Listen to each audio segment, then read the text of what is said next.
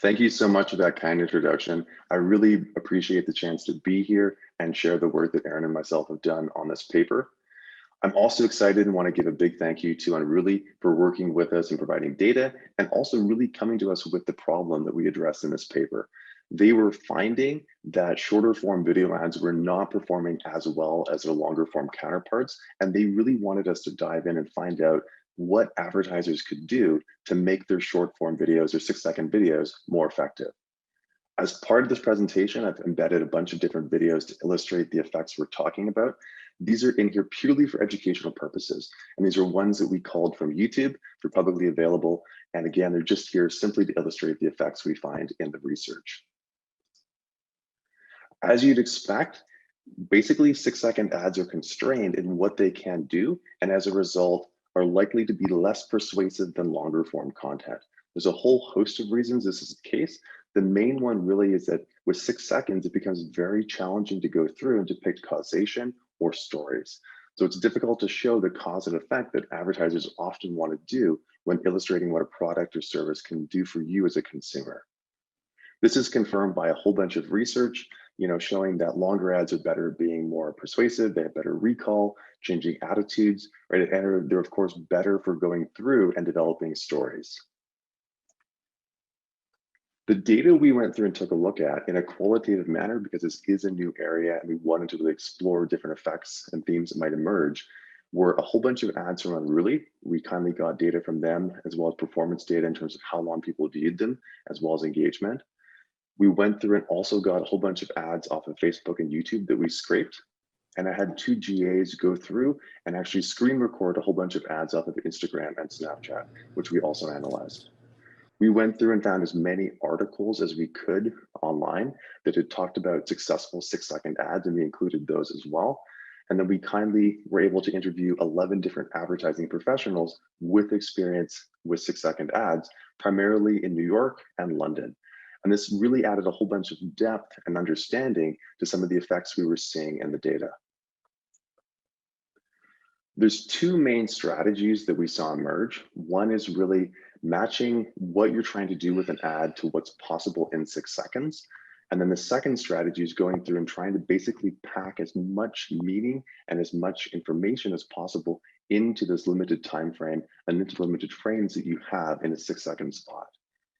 We also found that these strategies really kind of like lended themselves well to being discussed across that ad production schedule, so to speak. We're looking at planning, thinking about what goes into an ad, writing or designing or storyboarding an ad, producing the ad, and then also going through and distributing it. The first big thing we saw is really at this planning stage, thinking about what is possible with a 6-second ad. And what we noticed is there were a whole bunch of 6-second ads that simply were what we call non-narrative. They were almost like a visual billboard or a video billboard in the sense that they were just trying to make a point. And we see this here on the left-hand side with Dunkin' Donuts. It's simply just telling us that there now is this new drink out, it's a perfect summer drink, and basically to go and buy it. So very simple, not really much of a story to that. We also saw in other cases very, very simplified traditional narratives, as you'd expect, right? That the stories that are being told in these ads are just super simple. And this is sort of an example that we see on the right-hand side here. The polo ad, you have this boy and this girl meeting in the street, right? Although you never actually see them meet, but they're basically connected by the fact that they're wearing the same t-shirt, which is quite cool. And it's a very simple story, right? It's actually fractured in some ways because of the fact that we don't actually see the ending, but the implication is that they're probably going to meet and discuss because of that shared interest in this shirt. Another example as well too would be this one on the left-hand side from Marks and Spencer, where they're going through very simple story, showing us how the hot cross buns are being made and basically letting us know that they're out there. Very, very simple, short, sweet story. On the right-hand side, what we're seeing here though is what we saw as an example of what we call a non-traditional narrative or fractured narrative. What's neat about this is you can think of it as like a puzzle.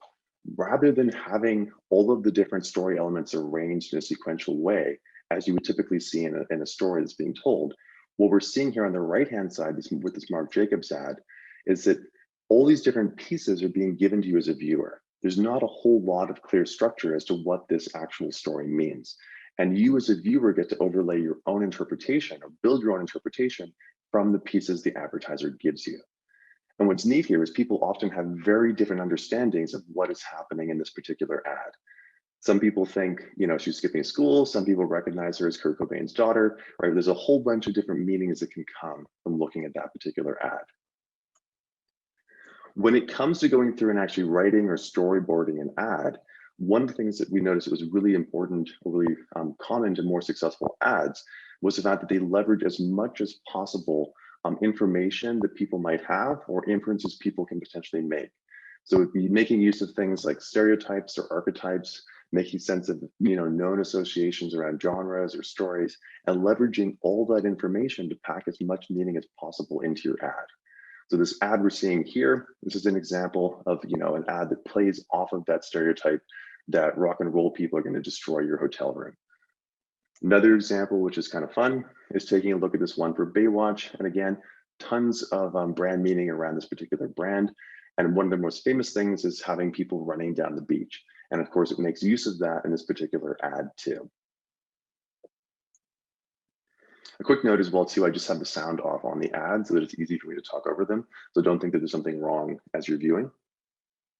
We also see as well too, a strategy where basically these ads are going through and trying to pack as much information and as much visual information, especially into the short form video that they are.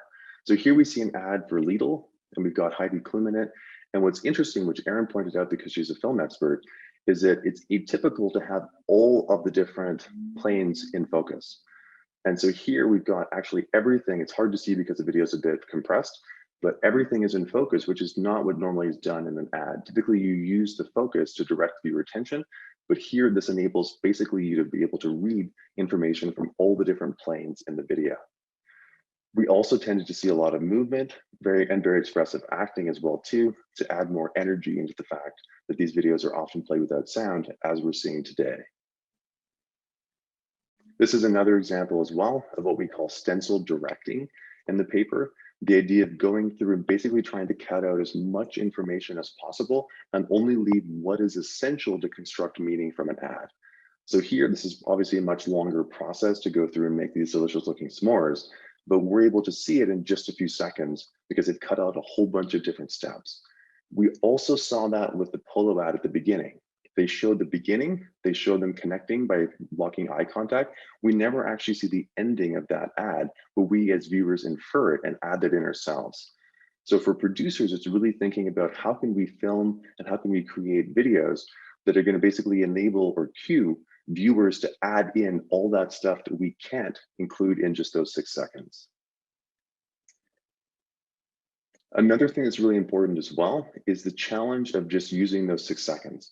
Because of the fact that it takes us about half to a second to orient to a space, if we change up backgrounds and settings and locations, it makes it really challenging for viewers who constantly have to reorient themselves every 2 seconds in that case. So what we see with 6-second ads is more successful ones tend to make it easier for viewers by having a common background or location that they're in, so we don't have to constantly reorient as viewers. And they'll often do this between ads as well too, something we see a lot of advertisers do, but it makes it easier for us to recognize ads from a common brand and then also be familiar with the space and characters that are being used. Here we see another example as well too. This is for Budweiser, right? Sort of a cute ad. Again, it's playing off the stereotype of what it is to be a man. But more importantly, we see here these 2 different ads are going through and they're shot in very similar styles. And what this means is it's easier for us as viewers, once we see one of these ads, to know what's going to come. And then finally, when it comes to distribution, what we notice is that the more you know about who's going to be seeing an ad, the more you can infer about what kind of information they're going to have about the brand and what kind of other information they might have out there in the world as well. And you can leverage all of that when it comes to writing your ad and basically including more information. So the more information you have about who's going to see it, and the more you can pass that on to the writers and pass on to the people who are shooting, the more information, the more meaning you can create through your really short videos or really short ads. So when it comes down to taking a look at these different strategies, I won't go through all of these in detail, but the big thing that we're seeing here as a takeaway is, one, understanding who it is you're actually showing your ad to, and trying to leverage and use that precise targeting as much as possible. And we're also seeing potentially a challenge for advertisers because it might make it more difficult to really innovate or change up brand meaning. If we're constantly trying to leverage existing brand meaning and existing stereotypes and knowledge, it might become difficult to do this, basically to innovate in the 6-second format. Thank you so much for watching. I really appreciate your time coming today. If you have any questions, please feel free to reach out to myself or Erin.